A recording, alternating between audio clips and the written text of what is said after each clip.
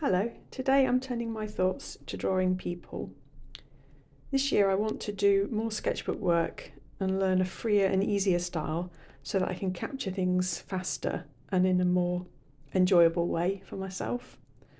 I was looking through this scrapbook folder that I'd made of drawings that I'd done when I was mainly a teenager, and I can see that I have done some drawings of people.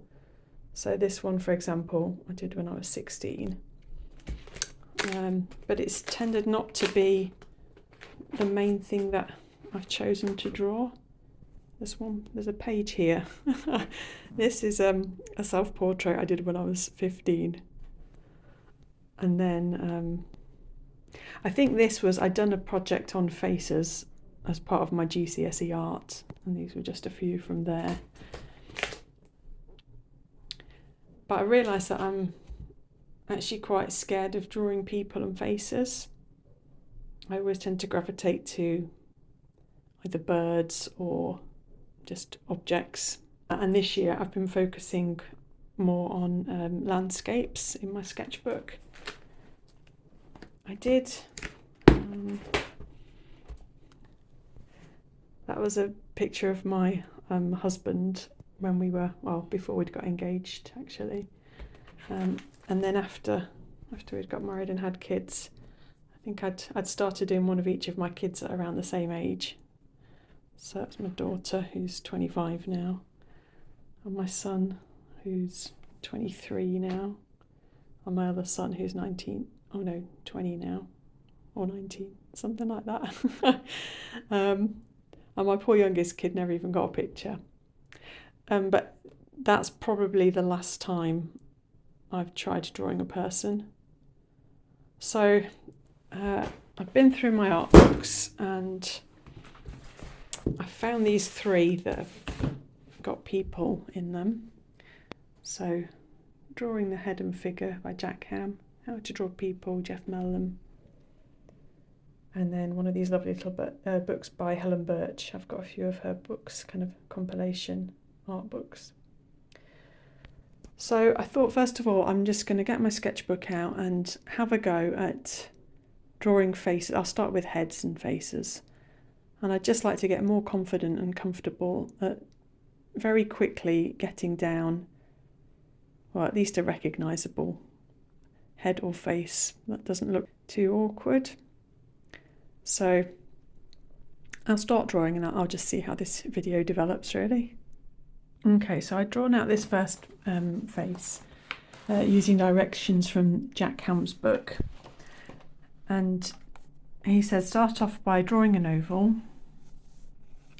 And then he says the oval is divided into 5 vertical sections, which are basically 5 eye widths. He said that's what the average face proportion is. And the eyes will be in this second section and then this 4th section here. Then he says draw a halfway line vertically and a halfway line horizontally. The eyes will sit, the inside corner of the eye will sit on this halfway line.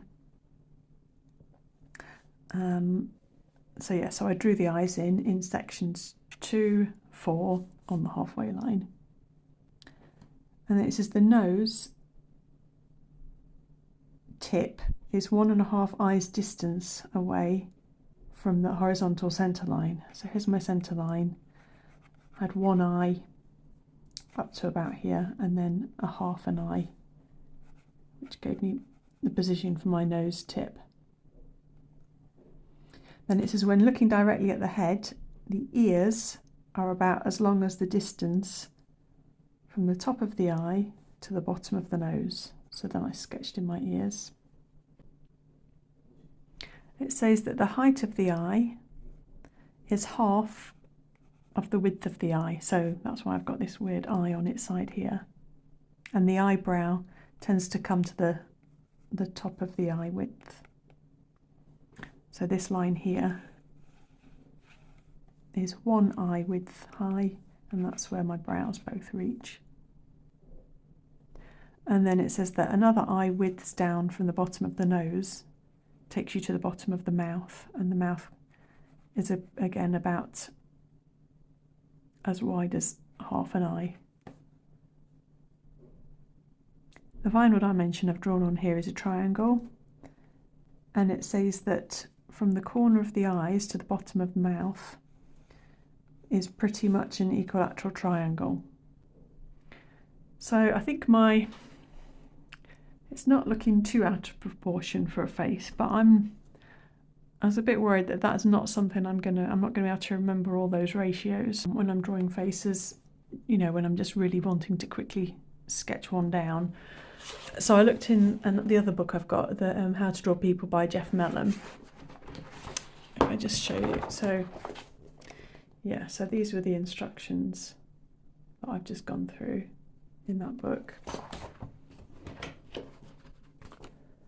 But then the Jeff Mellem book, I've just looked now, and it's quite a bit simpler. So what it seems to be suggesting is that we have a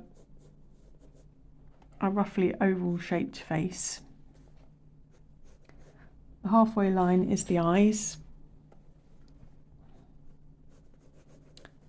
Halfway down that again is the bottom of the nose. So we've got our eyes. I think actually remembering that you've got the face divided roughly into fifths is quite a useful concept.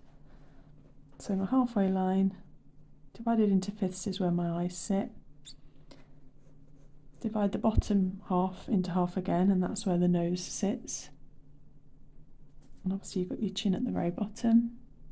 And then it says the mouth is halfway between the nose line and the chin. So we've got some kind of mouth going on. So that seems a lot simpler. So if we visualise that, imagine we've got someone looking up and we're drawing it on a balloon, for example. That's the example they give in the book, to kind of visualise that, and then you can visualise this balloon in all different sorts of positions. So with our balloon, that's what a halfway line would look like.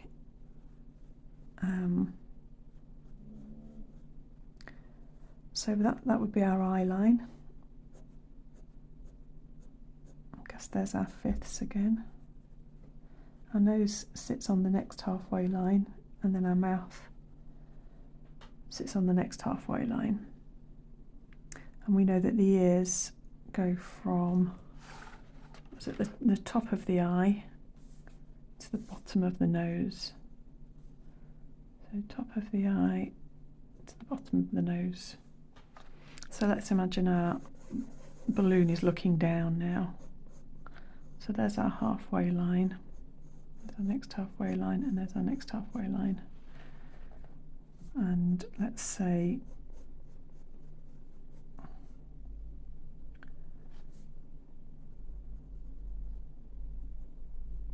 okay, so we've got our eyes there, our nose comes to the next halfway line, and our mouth there.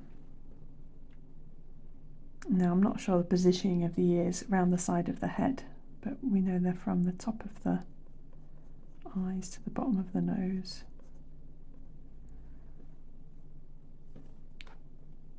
Okay, well they look a bit scary, but I think that's going to be a useful concept to think of. So yeah, halfway eyes, halfway between their nose, halfway between there again, mouth.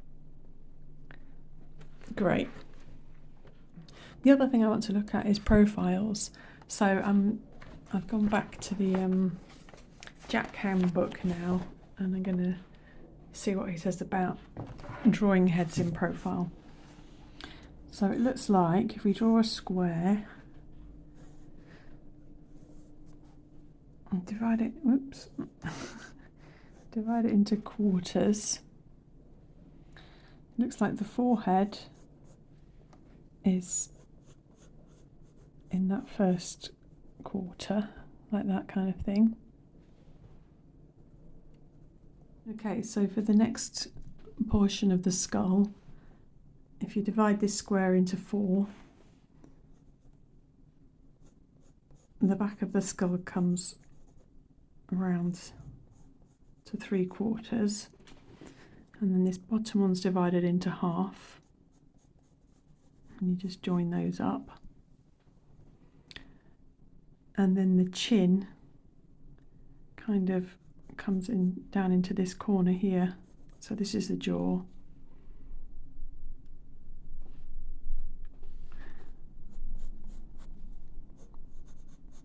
I think the forehead needs to probably be grazing the box there,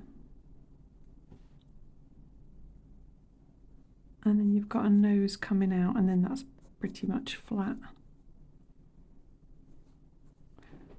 So yeah, if you'd asked me to draw a side-on profile, I'm not sure I would have got to that.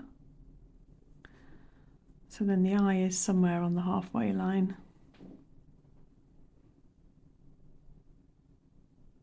The bottom of the nose, if we come back to this one here, or even this one here, we've got a halfway line. We've got a quarter line. The bottom of the nose is nearer to this quarter line, and then the 1/8 line here, that's the mouth.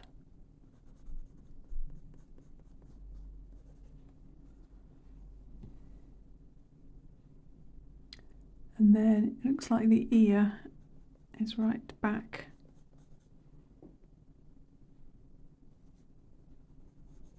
Around here.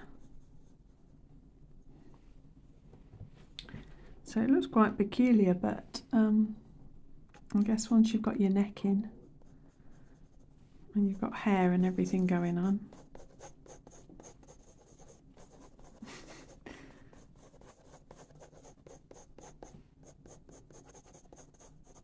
yeah, that's quite interesting to know, that one.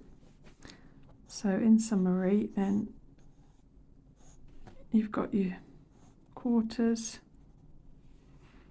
That's the front of your head.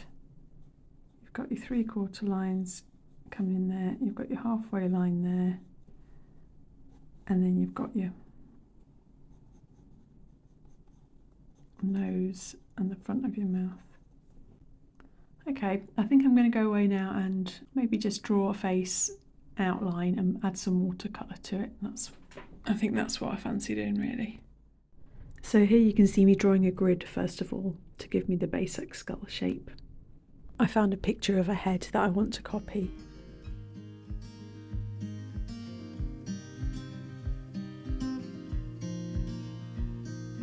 Windows down, scattered clouds, smell of spring outside.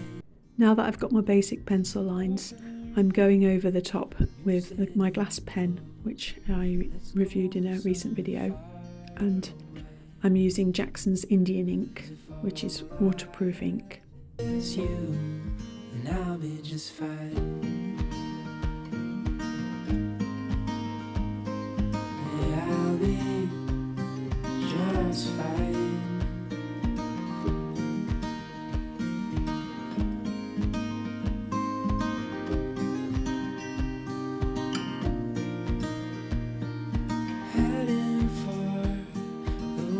After the ink dried, I rubbed out all the original pencil lines, and then I went back in with pencil again, just to add detail that I wanted to keep in this time.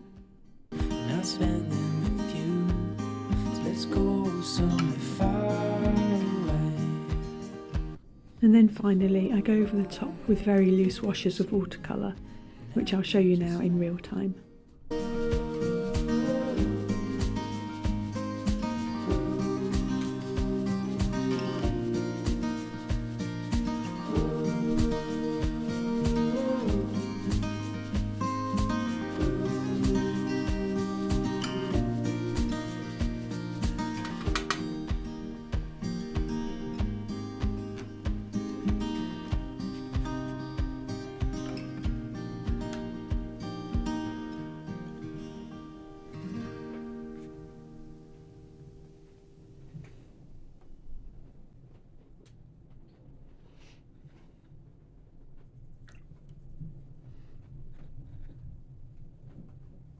So I've just copied this picture from one in the book by Helen Birch, Drawn from Life. And I picked this one out because I could roughly, rather than having to draw each element really, really carefully and proportionally from the picture, it was nice this time to be able to draw my grid in first. So this grid that I was talking about earlier, it was really useful to be able to look at the picture from the book and put that grid in first to give me the framework for the face, and then copy the finer details from the book. I think that's going to be quite helpful, what I've learnt this morning, and I just need to go away and do a lot more practice and overcome my fears of trying to draw people. I forgot to say the original artist of this picture is a Katerina Koroleva. I just wanted to make sure that that was clear. I was just copying off that. And here are the colours that I used. Thank you very much for watching. I hope to see you next time. Bye.